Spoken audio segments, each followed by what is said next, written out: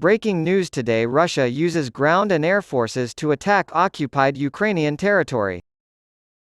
On Friday, Russian forces fired missiles from the ground and the air, launched rocket launchers, and used weaponized drones to attack the regions of Ukraine that it has illegally annexed but does not fully control, resulting in casualties, property damage, and power outages. The Ukrainian military claimed that between Thursday and Friday mornings, Russian forces launched 18 airstrikes, 5 missile strikes, and 53 attacks using multiple rocket launchers. Lyman, Bakhmut, Avdiivka, and Marinka in Donetsk province were the targets of Russia's offensive operations, as stated in a statement released by the General Staff. The majority of reports from the front on Friday focused on the 4 Ukrainian regions of Donetsk, Luhansk, Zaporizhia, and Kherson, which Russia annexed in September.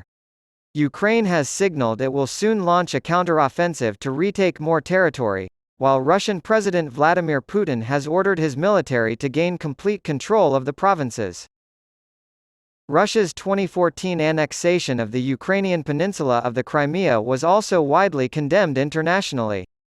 President Volodymyr Zelensky of Ukraine has vowed to free all of Ukraine from Russian control. Ukraine claims to have shot down a Russian Su-25 ground attack jet in recent fighting near Marinka. The plane crashed with a huge explosion captured on camera, and the pilot escaped via parachute. The Russian military kept quiet about the loss, as it does with most casualties. According to the latest daily analysis by British military officials, Russian forces have likely advanced into the center of Bakhmut and captured the western bank of the Bakhmutka River. Putin's war, which began on February 24, 2022, has resulted in the longest and potentially bloodiest battle to date due to Russia's 8-month campaign to take Bakhmut and Ukraine's determination to defend the city. The British Ministry of Defence reported that Russian advancement, which had slowed significantly after the end of March, had picked up speed again. British intelligence reported that Russia was threatening Ukraine's main supply route to the west of Bakhmut with superior artillery fire and the support of regular forces, likely including airborne reinforcements. There has been an improvement in relations between regular military commanders and those of the Wagner Group, a private Russian military company that has sent its soldiers to fight in multiple African countries, according to British military officials. The Wagner Group, which has been in the forefront of the Bakhmut fighting, has frequently voiced its displeasure with the strategy of the regular Russian military and its failure to provide adequate ammunition and other support. According to Yevgeny Prigozhin, owner of the Wagner Group, Ukrainians in Bakhmut are still putting up a ferocious fight. Prigozhin wrote Thursday on the Telegram messaging app, "The enemy is not going anywhere." The city's defenses were organized first along the rails and then in the western high-rise district.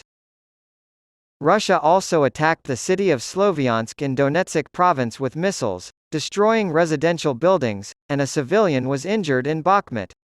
The governor of the Donetsk region, Pavlo Kirilenko, reported shelling of 15 cities and villages on the front line on Friday morning.